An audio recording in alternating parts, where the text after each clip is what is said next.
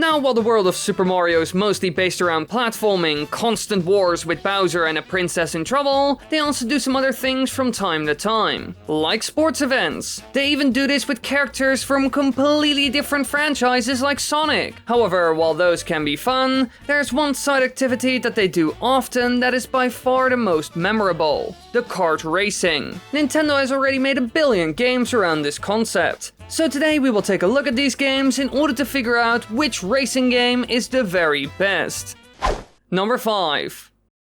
But first, today's sponsor, Raid Shadow Legends, one of the best free-to-play mobile games out there for Android, iOS, and even PC now. Now, the goal of the game is simple: gather a cast of heroes, which there are plenty of, and go out into the world kicking ass. Now, alright, I know a lot of people meme this game, but it's actually quite good. There are a ton of champions that are all different, and there are a ton of things to do, like dungeons, arena battles with other players, and even a main story. It's just a lot of fun to create a good team and build upon them with all kinds of upgrades. I recently even got a whole epic set that had amazing lifesteal properties. So what are you waiting for? Go to the description, click on the links, and you will get a lot of rewards in-game. You have 30 days to open the inbox and redeem the awesome rewards: 50,000 silver, 50 gems, 5 mystery shards, and a whole lot more, including Hexweaver, a rare support champion. Now my goal is to get 70 people to download the game, so help out now and get a shout out for doing so, since your name will be at the top of the description. Now, let's get back into the video.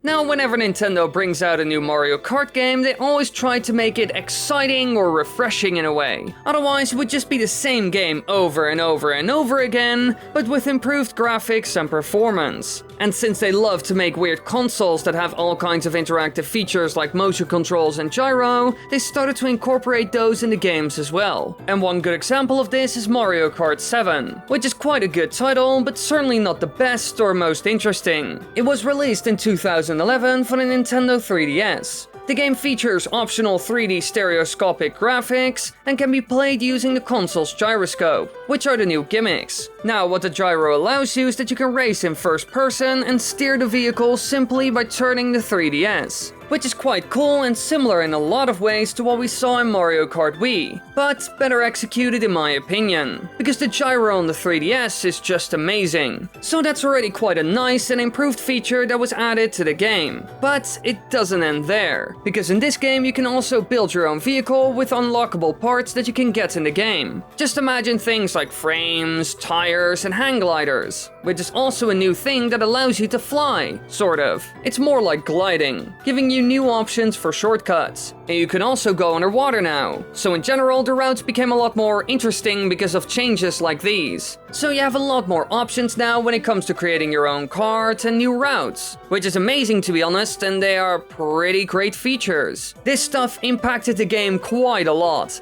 Aside from this, they added the standard stuff like new characters and tracks, although this one was special when it comes to that, because characters like the Wiggler and Honey Queen were quite unexpected, but still a cool addition. Most people thought that they would be too big for such a role. In general, I like this game and the many features it introduced. Sure, I haven't played it a whole lot, I will be honest, but from a purely objective point of view, it still changed the franchise in many good ways. Especially the customizable karts and other vehicles were a huge upgrade for the Mario Kart games, since it gives you something to do and also allows you to make them more personal as well as more fitting for your personal playstyle, making this Mario Kart game one of the more memorable in the entire franchise.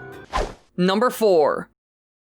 Now for our next game we will be looking at the most popular one by far, since everyone has played this in their life: Mario Kart Wii. Alright, I know some of you might be shocked that this is only on number 4, but I will explain why that is the case. While it is a good game, it didn't do many new things, and certain features that were new were quite broken or even overpowered. Sure, I have a lot of nostalgia for it, but it just isn't perfect, and in my opinion, a lot of other games are just better. It was released for the Wii in 2008, and the biggest new features were the motorcycles you could now race on, and the ability to perform tricks while driving, which gave you speed boosts. All of a sudden, you could do stuff like mid-air stunts, slipstreaming, and wheelies on your bike. This had a huge impact on the game, since some tricks, like the wheelie, were only possible on a bike. And so, let's say, if you wanted to get the best time possible, you had to go for a bike, which did ruin the balance of the game a bit, as you can imagine. Aside from that, some new smaller features in the game were the motion controls, online play,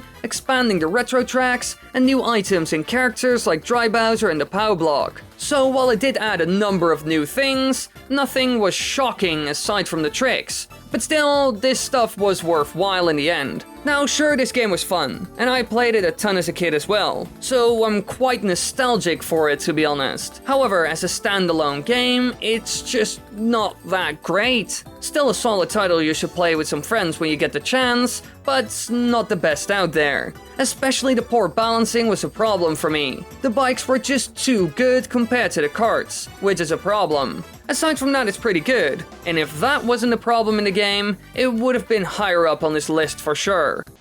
Number 3.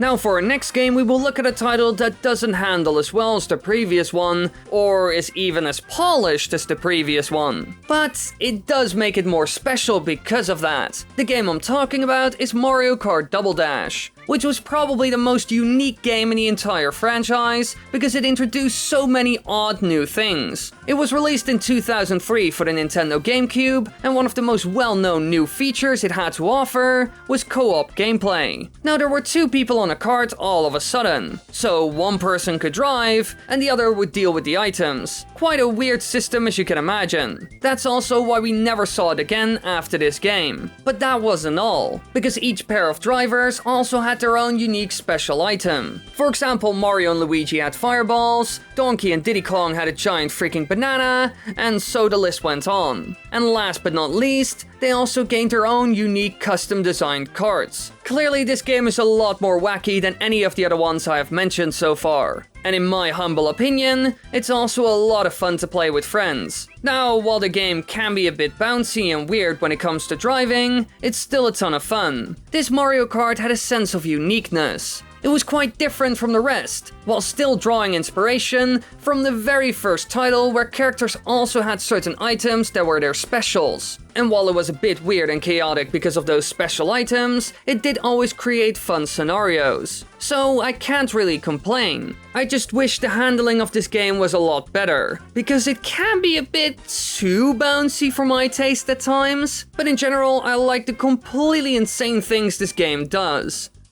Number 2.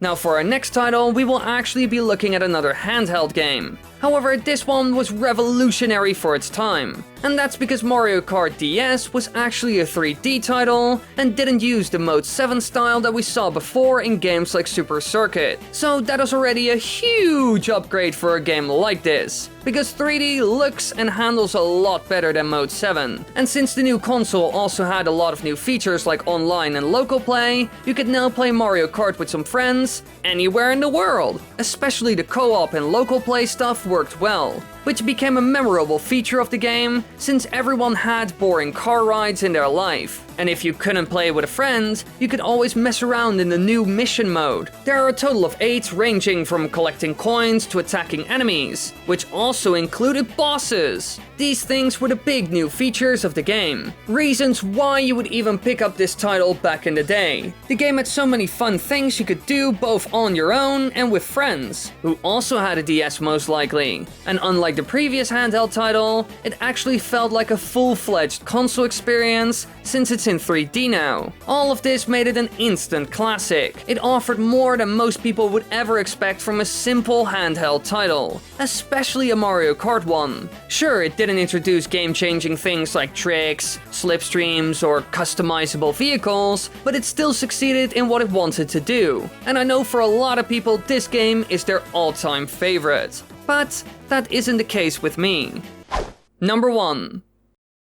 And now we can start talking about the creme de la creme, the one game that is the best by far in my opinion. And that's not because it did a bunch of new things. Oh, no. It's mostly because the experience is extremely polished, in my opinion. The game I'm talking about is Mario Kart 8 Deluxe, the most recent game in the series that is my favorite at the moment. I play this game a lot with my friends, and I especially love 150cc, because in this game it's a joy to race. The drifting works well and gives you crucial boosts, the handling is superb, and the game doesn't feel bouncy or weird in any way. When it comes to real, serious racing, this is 100% my go-to game. And that's just because all the minor problems that the old games had are basically gone now. Aside from that, the game isn't too special in my opinion. You got some extra maps, characters, and a new battle mode. But aside from that, we didn't really see anything new in this game. Which is quite logical since it's just a remake of the Wii U version for the Switch. So clearly this game isn't too special when it comes to new stuff or innovating. But it does do its job extremely well. Racing is a dream in this game, and the best I have ever experienced in any Mario Kart game ever. Like, period. I'm just really into the racing that you can do in the game, not the single player stuff or battle modes. So this game is perfect for what I want. Good, solid racing. But maybe one day in the future, a new Mario Kart game will change all of that.